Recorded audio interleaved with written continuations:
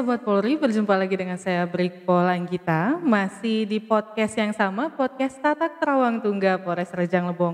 Tapi kali ini super istimewa nih tamu kita pada hari ini, karena hari ini juga kita akan memberikan banyak sekali informasi yang mungkin ditunggu-tunggu Sobat Polri. Tapi sebelum kita masuk ke informasi itu, boleh kita berkenalan dulu dengan tamu istimewa kita hari ini. Selamat sore Komandan. Selamat sore Mbak Anggita. Oke, boleh mungkin perkenalan dulu ke Sobat Polri semuanya Komandan. Terima kasih Mbak Anggita. Perkenalkan, saya Letpol Orhanut Ervan, Dandim 0409 Rejang Lebong.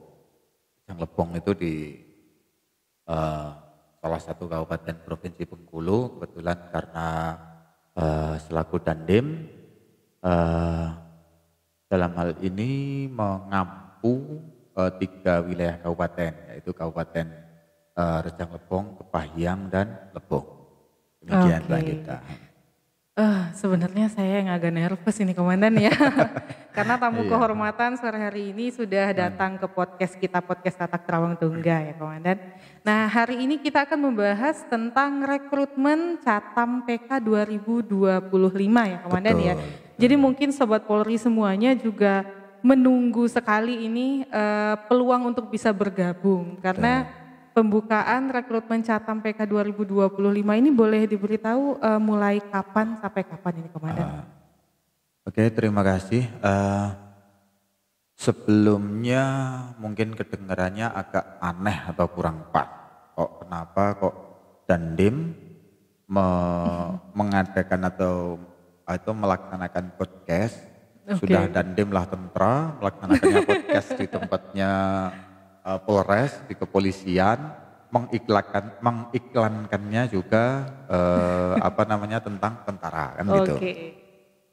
Tapi kalau kita berbicara secara umum untuk adik-adik kita, terutama yang lulusan SMA, SMK, itu kan peluang itu sebenarnya sangat banyak. Betul. Jadi bukan hanya terbatas pada tentara saja, polisi saja, atau mungkin sekolah kedinasan dan lain sebagainya. Betul. Kita semuanya berharap bahwa adik-adik kita atau anak-anak kita, kalau untuk saya Mbak, karena Dandim ini sudah cukup tua gitu. Itu harapannya memiliki peluang yang sangat luas untuk masa depan mereka. Betul. Nah untuk kali ini saya menyampaikan mengenai rekrutmen calon tamtama PK TNI AD tahun anggaran 2025. Ini pendaftaran ini masih terbuka, sudah mulai dari awal Januari kemarin sampai dengan paling lambatnya nanti 3 Februari 2025. Oh, di awal bulan Februari ya. Betul. Untuk sebenarnya untuk pelaksanaan pemberitahuan mengenai rekrutmen ini sudah kita lakukan, tapi selama ini baru berupa pemasangan banner dan juga mungkin untuk pelaksanaan flyer sosial media juga ya. Flyer sosial media, tapi untuk podcast kayaknya baru kali ini. Kita sediakan wadahnya. Terima kasih. Jadi mungkin Sobat Polri juga sering lihat postingan kita yang sinergitas TNI Polri ya Komandan ya. Betul. Dan ini salah satunya karena apapun kita perbuat untuk kebaikan masyarakat. Ini salah satunya rekrutmen, mungkin juga ada rekrutmen Polri, ada rekrutmen juga TNI. Betul. Intinya semoga generasi muda bisa ikut bergabung dengan jalan yang terbaik ke kita ya Komandan ya. Nah ini tadi kan berarti pembukaannya kira-kira mungkin tinggal 1 mingguan lagi ya berarti ya Komandan ya. Nah mungkin boleh secara singkat kita bahaskan juga itu dari pendaftaran online atau bagaimana dulu gitu Komandan sampai yang Februari itu? Sampai dengan tanggal 3 Februari itu dilaksanakan pendaftaran secara online. Oh online dulu itu. Betul, nanti itu akan dilaksanakan validasi, validasinya nanti dilaksanakan yang offline-nya itu sampai dengan tanggal 5 Februari. Oke. Nah setelah 5 Februari nanti akan dilaksanakan seleksi secara administrasi dan seterusnya. Nanti kalau misalnya itu sudah lulus, baru nanti akan dilaksanakan pemeriksaan kesehatan. Oh, kesehatan tahap pertama ya. Betul, ya. Berarti kurang lebih hampir mirip dengan tes Polri juga ya Komandan ya, prosesinya gitu. Betul, ya. relatif sama. Ini berarti mungkin dari Sobat Polri semua, mau itu tes untuk masuk kepolisian ataupun TNI, pasti pada penasaran di bagian akademik dan jasmaninya ini Komandan. Betul. Karena kan mungkin di mindset teman-teman jasmani ini, oh ini perlu keras banget ini berlatih atau bagaimana gitu ya. Boleh nih mungkin informasi juga dari Komandan, kalau untuk bagian jasmaninya dulu nih, jasmaninya yang perlu dipersiapkan sekali ke adik-adik kita apa? Kalau kita berbicara masalah standar atau namanya persyaratan untuk masuk ke institusi, dalam hal ini baik TNI, Polri maupun sekolah kedinasan, itu pasti ada 3 syarat minimal. Yang pertama adalah kesehatannya, yang kedua akademisnya, yang ketiga adalah jasmaninya. Kalau untuk standar jasmani semuanya masih sama, yaitu lari 12 menit, kan sama dengan Polri juga, ya, lari 12 menit. Push up, sit up, pull up, dan juga ada satoran yang 8 menit. Itu satoran itu membuat angka 8 hanya waktu saja kalau nggak salah 3 kali. Nah itu semuanya standar sama Mbak, ya karena memang ya yang dicari untuk mengukur kesemaptaan atau kesehatan seseorang. Basic dasarnya ya Komandan. Relatif sama, ya itu untuk yang kesehatan. Ulangi yang jasmani. Kalau yang kesehatan tentunya akan berbeda sesuai yang diambil. Kalau misalnya seperti di militer dengan polisi, saya yakin tentunya masalah gigi sama mata ini agak concern. Betul. Itu berbeda dengan kalau misalnya sekolah kedinasan. Jadi kalau misalnya untuk adik-adik yang mungkin sekarang belum belum bisa daftar, mungkin nanti ke depannya atau mungkin sekarang yang sudah siap, yang harus kita perhatikan betul adalah kemampuan jasmani dan yang juga adalah kesehatan. Betul. Kalau untuk akademis bisa dilatih. Kalau akademis dia pasti nanti akan ada tes yang dilihat adalah biasanya psikologisnya. Dilihat selain nilai akademisnya, selama pelajaran seperti apa. Setelah itu nanti pasti akan dikonfirmasi dengan wawancara termasuk psikologisnya itu Mbak. Nah mungkin secara garis besar Sobat Polri sudah mendengarkan tadi bahwa tesnya mau Polri, TNI ataupun sekolah kedinasan itu kurang lebih sama ya Komandan ya. Betul. Cuma mungkin kalau ada kejuruan tertentu yang dipilih mungkin itu ada sedikit agak berbedanya di bagian akademisnya mungkin ya Komandan ya. Betul. Nah ini kan rekrutmen ini sering sekali kita mengiklankan rekrutmen ini dibuka gitu ya. Jadi mungkin Sobat Polri juga sering lihat ini mendaftarnya mungkin ada yang masih belum berani nih Komandan. Nah, itu mungkin boleh Komandan memberikan motivasi supaya ya yang namanya gagal kita bisa coba lagi. Kita nggak akan berhasil kalau kita nggak mencoba gitu Komandan. Betul. Boleh mungkin motivasi dulu nih ke Sobat Polri supaya berani untuk ikut mendaftar. Untuk adik-adik sekalian dan juga anak-anak saya juga. Biasanya kita semua termakan oleh omongan kawan-kawan kalian semua yang mungkin karena tidak masuk itu menggunakan alasan tidak ada uang dan sebagainya.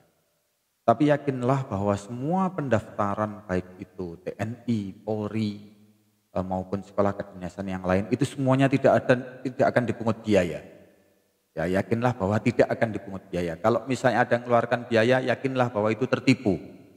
Nah, jadi kalau memang misalnya adik-adik sekalian, Sobat Polri sekalian, memang berniat untuk mengikuti seleksi, siapkan fisik dan kesehatan, niat dulu setelah itu laksanakan. Tidak usah berpikir masalah ada uang atau tidak sebagainya, tidak usah. Ya, karena ya mohon maaf ini sedikit curcol. Iya boleh. Saya sendiri pun juga bukan anak orang kaya. Bapak saya dulu itu penjual minyak tanah. Anak sekarang mungkin tidak tahu minyak tanah. Minyak tanah itu ya sudah langka sekali ini.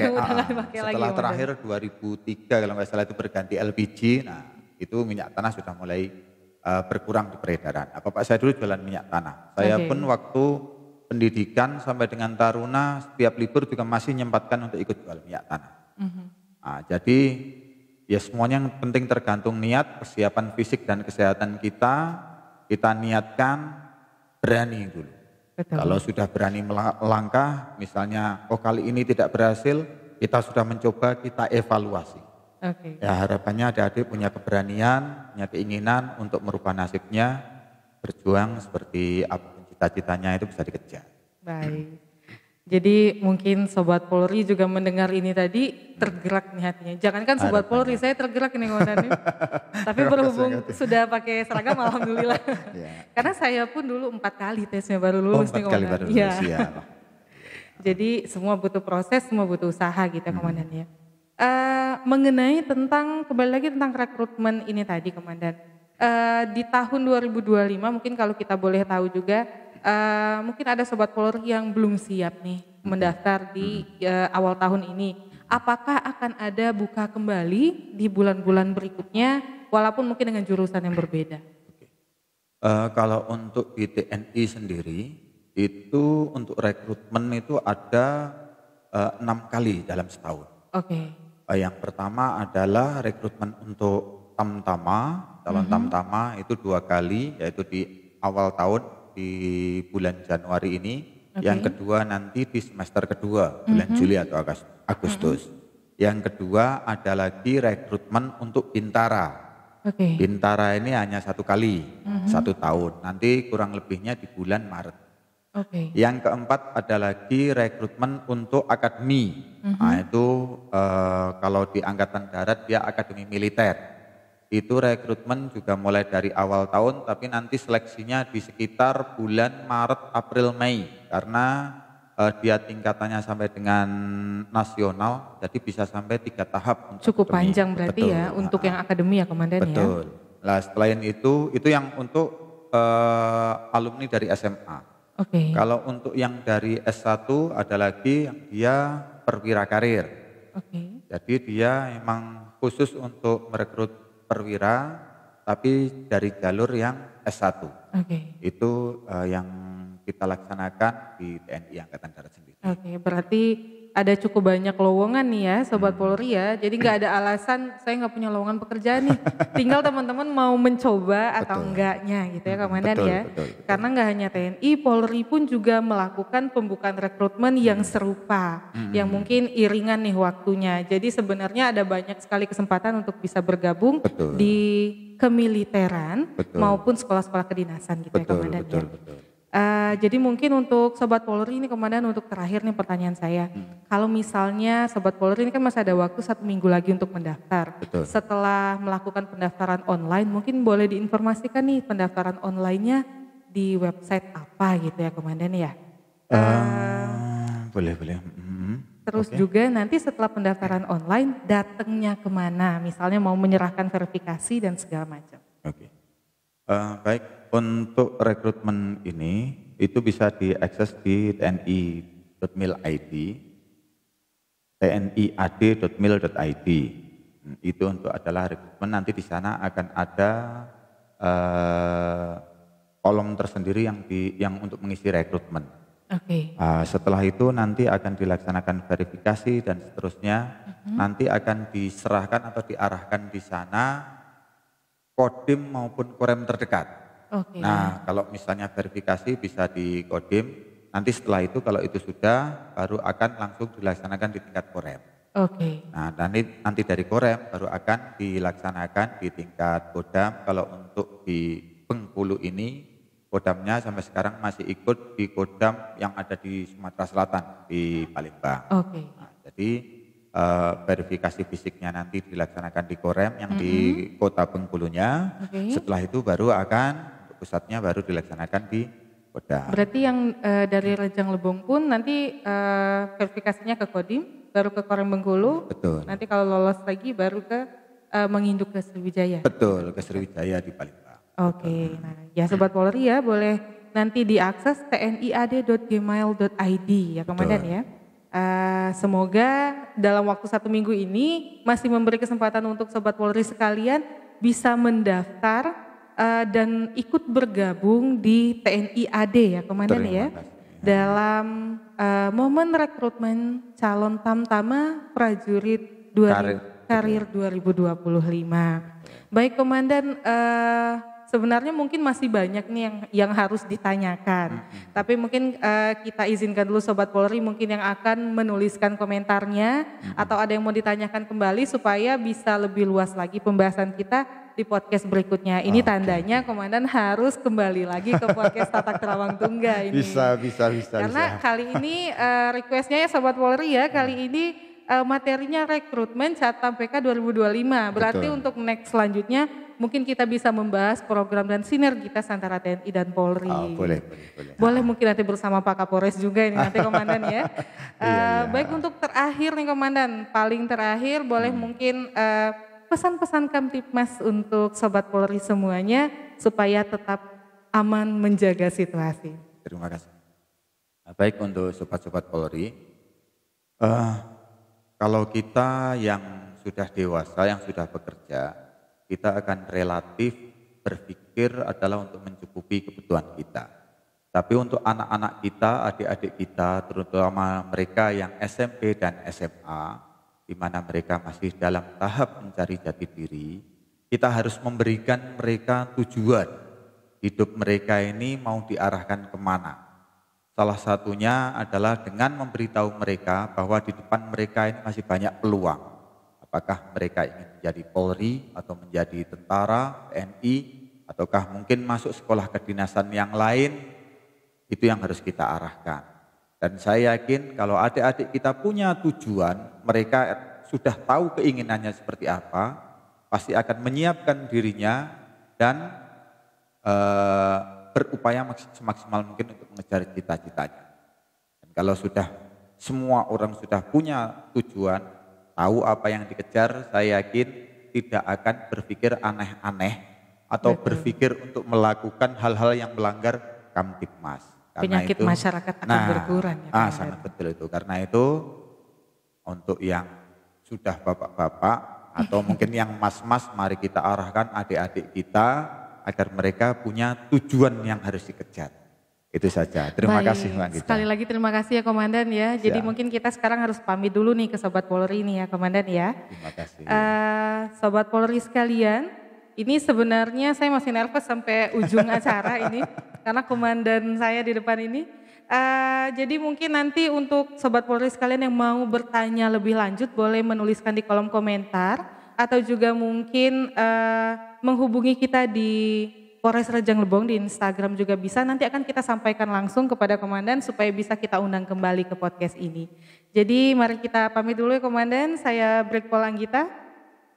Saya Dandim Rejang Lebong, Letkol Ervan. Baiklah, semoga kita bertemu di kesempatan yang lebih baik.